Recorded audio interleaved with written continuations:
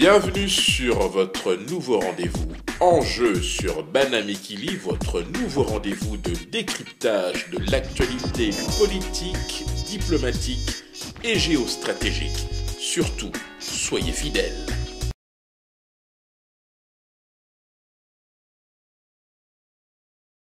Papa Henri, bonjour. Bonjour Jeannot. Que peut-on retenir du discours prononcé par Joseph Kabila à l'ONU ce jeudi 25 septembre 2014? Vous savez, la tradition veut que lorsqu'un chef d'État s'adresse à l'Assemblée générale des Nations Unies, il brosse un tableau idyllique, positif, optimiste de la situation. Et je crois que c'est de quelle situation? À la fois de son pays, politique, économique, social, etc. Donc c'est un exercice convenu et tous les chefs d'État présents s'adonnent à cet exercice. Alors globalement, évidemment l'annonce qui a été faite, qui a semble-t-il retenu toute l'attention, c'est le fait que le calendrier électoral serait bien respecté et que donc les élections auraient lieu à la date prévue. Mais attention, on ne connaît pas encore la date prévue, donc oui, mais imaginons que... On suppose que c'est en 2016, puisque le mandat de Joseph Kabila se termine le 19 décembre 2016. Et si jamais Malou Malou prenait plutôt la date de 2019? Ça, c'est pas important à ce stade-ci. Ce qui est important, c'est que Joseph Kabila en ait fait l'annonce devant témoins, donc devant la communauté internationale réunie en Assemblée générale, en session ordinaire.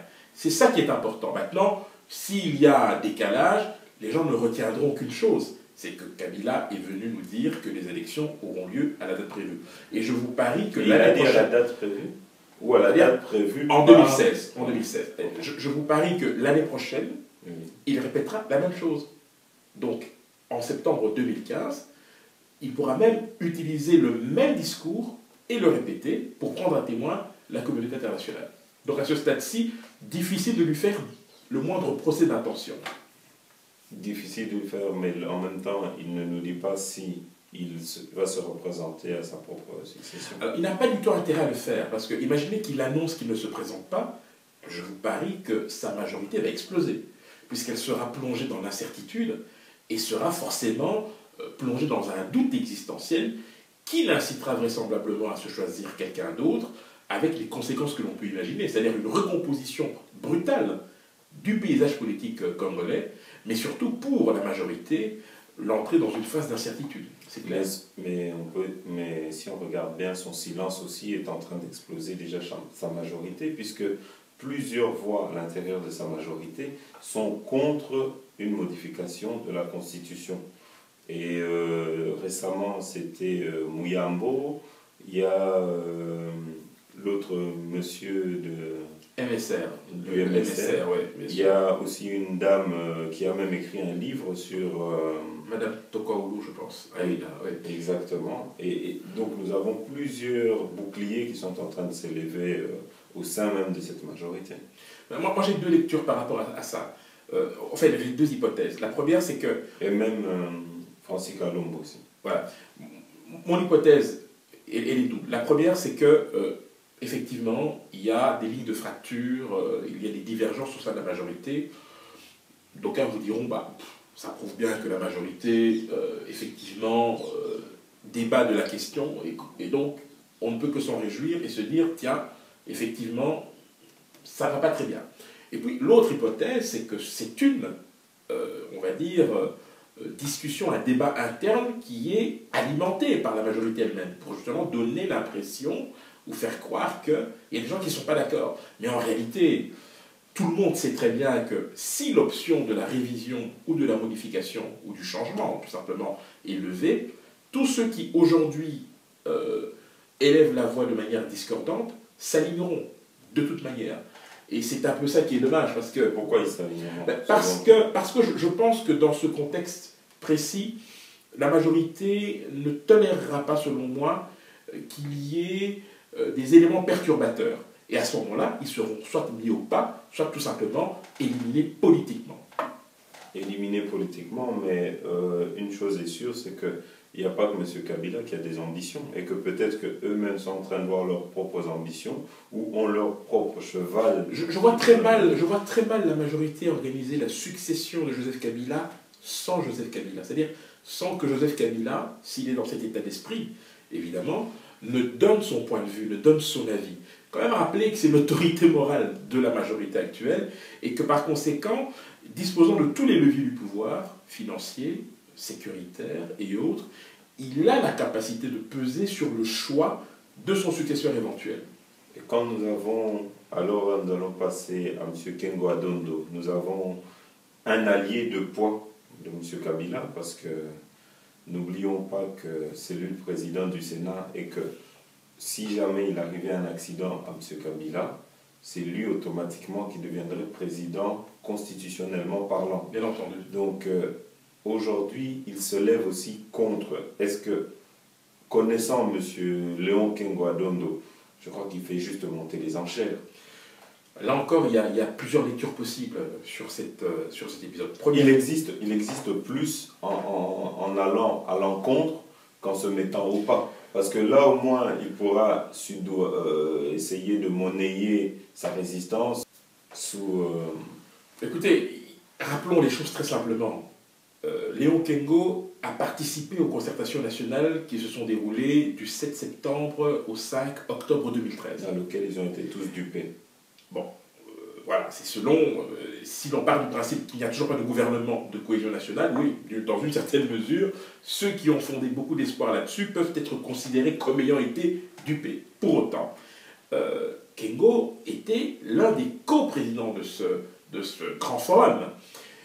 Et il s'est mis autour de lui une sorte d'opposition dite républicaine. On a très vite qui s'est fissuré. Qui s'est fissuré par la suite à cause de querelles de positionnement et d'ego. Pour vous donner une image, quand on voit la carrière de Kengo Adondo et les gens qui se sont mis autour de lui et qui ont commencé à lui contester le leadership, c'est un peu comme si le Real de Madrid voyait son leadership disputé par V-Club, par exemple, hein, ou par Lokeren en Belgique.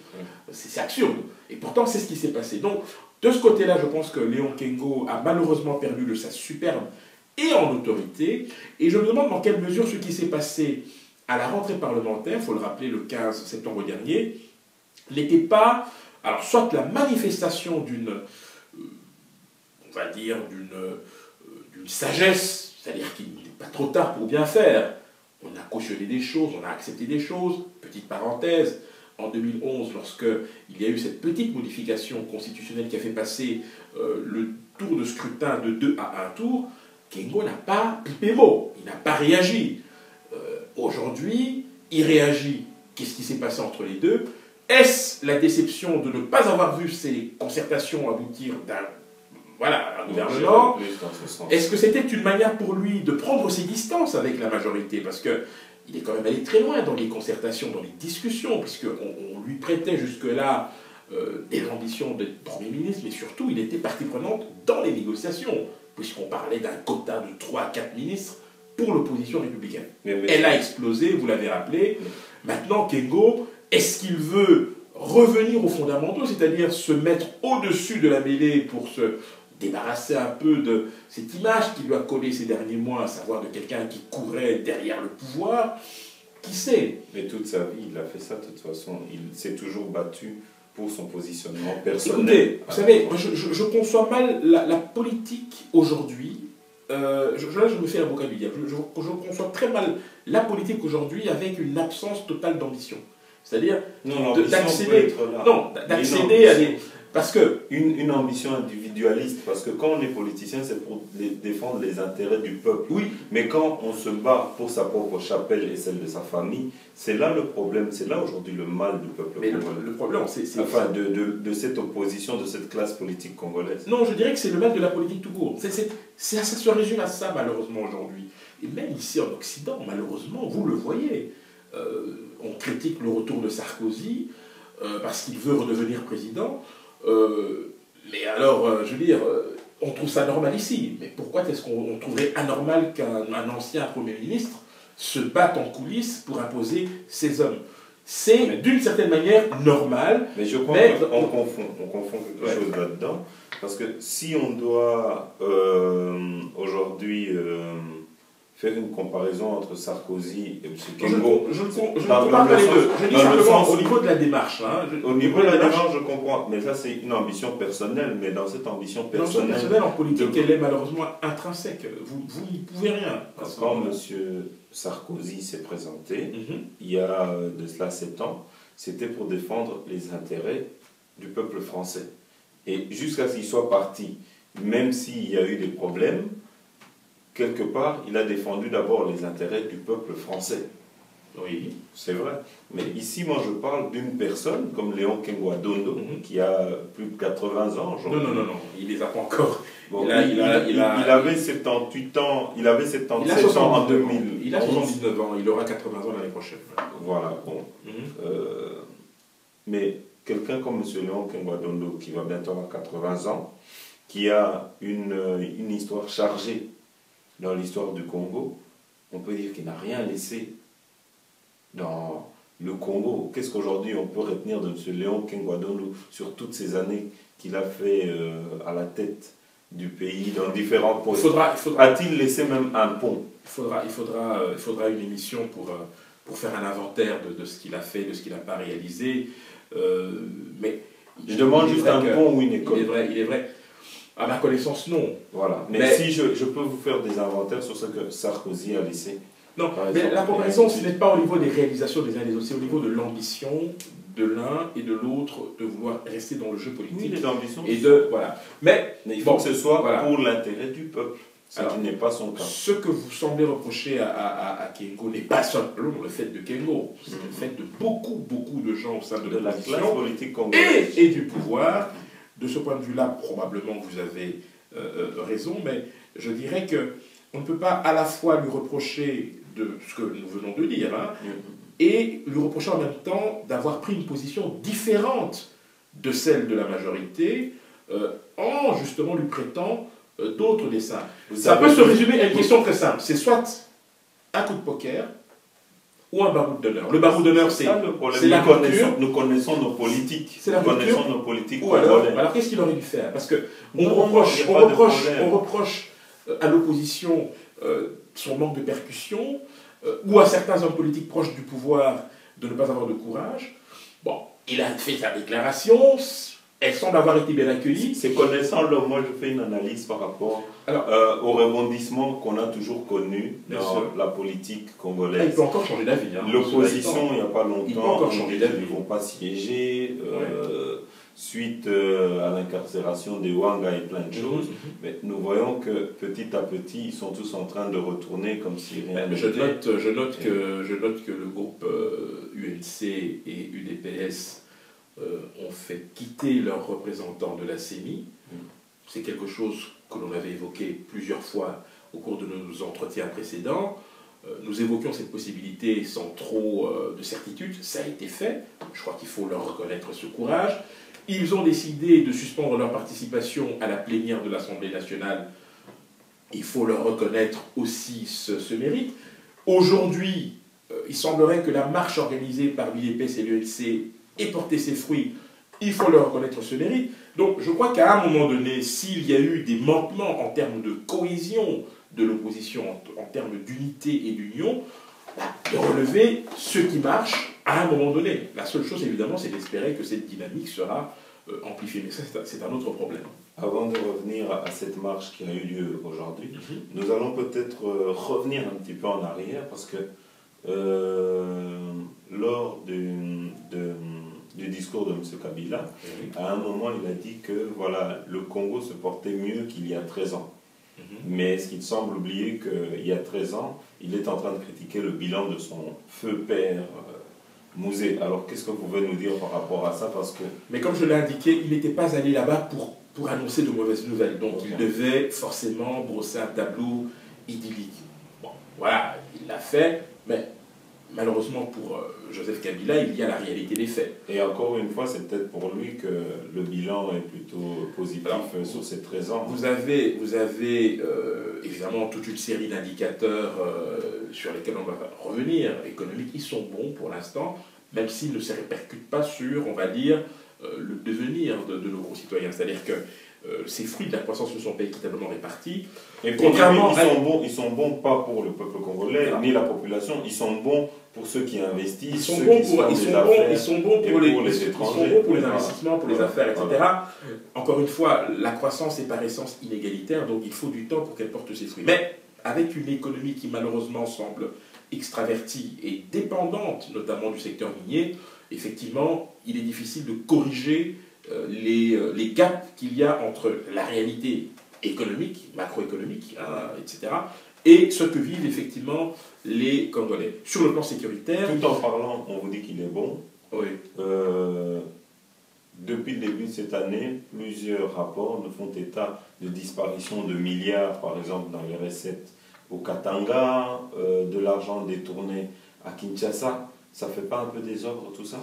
Mais est-ce que vous pensez vraiment qu'il était allé là-bas pour dire ça? Non, on le sait. Ce que vous évoquez là a été effectivement porté à l'attention du public depuis plusieurs mois déjà, pour ne pas dire quelques années. On observe effectivement des situations incroyables, puisque autant on revendique plus de 900 000 tonnes de cuivre produit l'année passée, autant le gouvernement est incapable de mobiliser 3 millions de dollars pour financer la lutte contre Ebola. Donc ce sont des différentiels effectivement qui posent problème et qui montrent que la réalité des faits ou les preuves tout simplement de la réalité remet en perspective évidemment toutes ces bonnes nouvelles. Sur le plan sécuritaire, la même chose. Le processus de reconstruction de l'armée, bon, voilà, il va à son rythme, ne disons pas autre chose. Mais il y a effectivement des décisions. Mais on vous dit qu'il n'y a pas d'argent qui sont mis pour l'armée. L'argent n'est pas mis pour l'armée. Bon, attention, encore une fois, pour le moment, ce que l'on sait, c'est que l'armée, pour le moment, est en restructuration, c'est un long processus. Nous sommes d'accord pour dire que depuis presque 15 ans, ce processus n'a pas avancé d'un iota, on est bien d'accord, mais pour autant, je crois qu'il faut rester attentif à ce qui se fait, indépendamment du fait qu'il y a effectivement des problèmes. Je note par ailleurs qu'il y a eu une mise en place qui a été effectuée récemment. Vous n'êtes pas sans savoir qu'on a créé de nouvelles unités au niveau des régions militaires. Enfin, moi, je retiens surtout qu'on a créé un organisme qui élimine les hauts gradés de l'armée. Comment s'appelle cet organisme? Il n'a pas de nom, mais nous voyons chaque jour les effets. Vous parlez d'élimination physique. Oui, bon, ça c'était un autre débat. Et surtout, ce n'est pas n'importe qui sont éliminés. C'est ceux qui ont quelque part apporté quelque part leur... ils ont apporté quelque chose pour, par exemple, l'élimination du M23. Il y a deux choses. Il y a d'une part ce que nous déplorons tous, évidemment, la disparition brutale, inopinée, suspecte de hauts gradés au sein de l'armée. Ça, c'est quelque chose que nous déplorons tous, bien évidemment. Davantage d'ailleurs que l'absence... Mais ça se passe que dans un côté, l'absence de conclusions d'enquête qui ont été diligentées, mais qui tardent évidemment à donner le résultat. Et puis, il y a un processus qui va à son rythme, au rythme, je termine, au rythme que nous souhaiterions, mais nous ne devons pas mélanger. Il y a effectivement cette interrogation légitime que nous devons avoir par rapport à ces disparitions, et puis il y a la nécessité de considérer qu'à l'heure actuelle, le débat relatif justement à la restructuration de l'armée passe d'abord et avant tout par une remise en question au niveau du sommet de l'État sur la manière la plus efficace d'utiliser les moyens qui sont alloués pour mener à bien ce processus. Ok. L'autre point, l'opposition UDPS, UNC ont eu une marche aujourd'hui. Qu'est-ce que vous pouvez nous en dire selon les échos que vous avez eus? Que ça s'est bien passé, semble-t-il, qu'il y a eu une influence importante.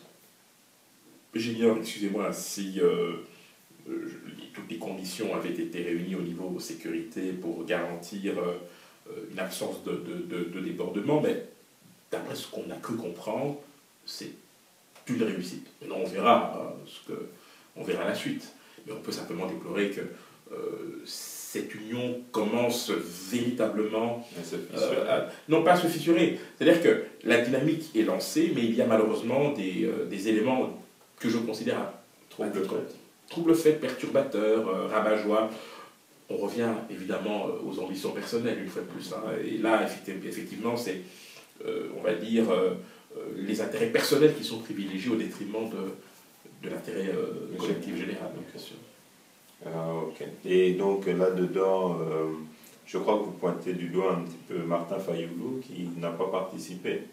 Qu'est-ce que vous pouvez nous en dire et peut-être quel est votre sentiment par rapport je crois que la forte exposition médiatique de certains acteurs politiques les amène souvent à prendre des initiatives que je considère comme hasardeuses. Vous parlez de Martin Fayoulou, effectivement, il a certainement des ambitions, nul ne peut le lui reprocher, comme d'autres d'ailleurs, mais le fait de se désolidariser, comme il semble l'avoir fait, de cette marche, alors qu'elle devait initialement avoir lieu le 13, hein, vous en souvenez, elle a été annulée pour diverses raisons.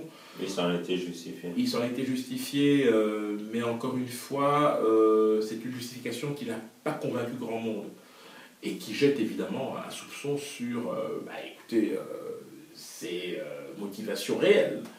Est-ce qu'il est effectivement dans une démarche de convergence avec les autres groupes politiques? Je rappelle qu'il était à Washington pour participer en marge du sommet États-Unis-Afrique à cette fameuse réunion. Et puis bon, là, on voit qu'il y a quand même... Et puis on a surtout vu, on a quand même eu le sentiment qu'il en voulait personnellement à M. Caméré. Voilà, il reprochait peut-être l'espace qu'il occupait. Bon, en même temps, M. Caméré dirige un parti qui a presque 20 députés. Bon, lui, il n'en a qu'un ou deux, je n'en sais rien.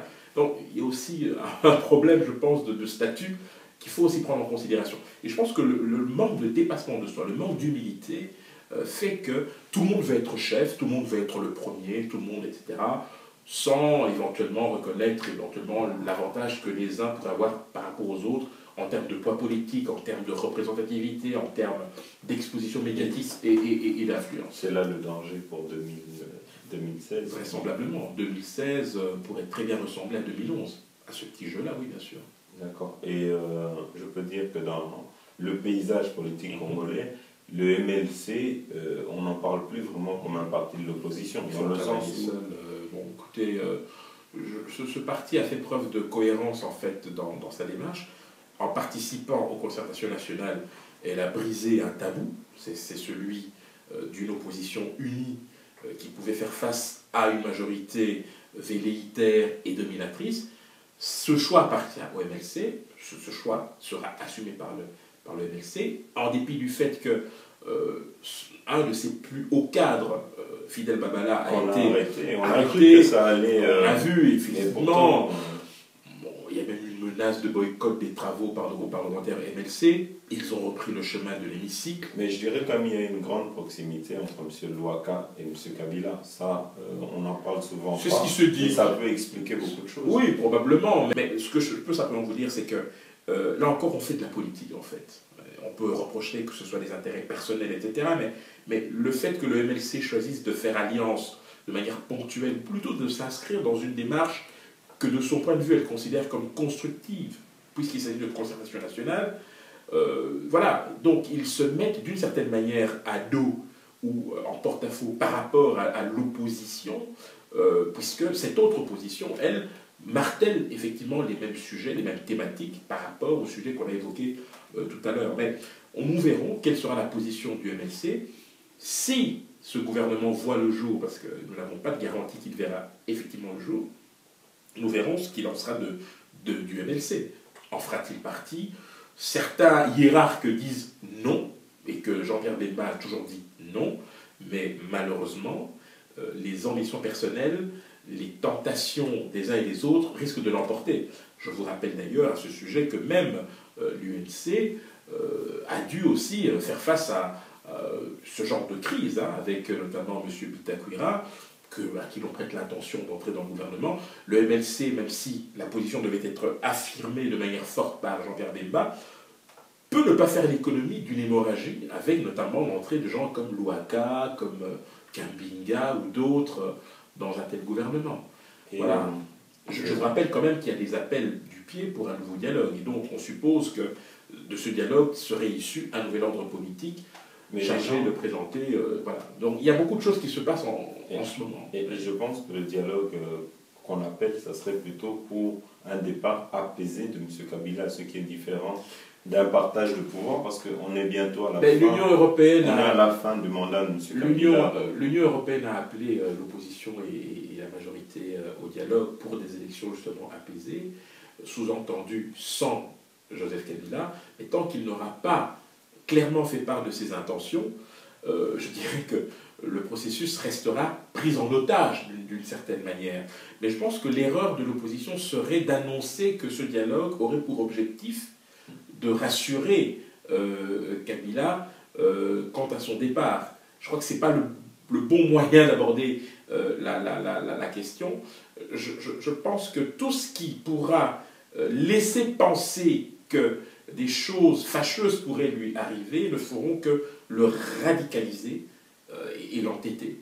Donc il faut plutôt s'entendre sur le fait que l'on ne touchera pas à la Constitution, déjà, à ce moment-là, et voir de quelle manière il est possible d'arriver à un calendrier électoral qui soit le plus consensuel possible, sans attaque personnelle, sans anathème, parce que ça ne fera que entêter la partie adverse, en tout cas le pouvoir. Et ce qu'on peut retenir, en tout cas, c'est que toute cette cacophonie de la part de nos politiciens congolais et surtout de l'opposition ne profite pas à la nation et profite plus aux ennemis du Congo. Loin s'en faut, puisqu'effectivement, comme vous le dites, les ennemis du Congo tirent profit de cette situation pour, voilà. Pour se maintenir, tant qu'il y aura des combats, des velléités entre eux. Eh ben, je crois qu'on a un peu fait le tour. Pour aujourd'hui, on pourra en rester là. Merci. Merci.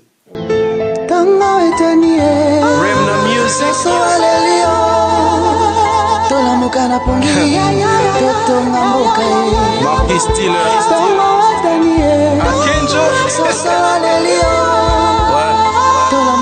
une chanson d'espoir pour le Congo. Maboko, Tosimani, Bisotir Soko, Massimekolo. Personne ne viendra prendre notre place des Congolais. C'est à nous les Congolais.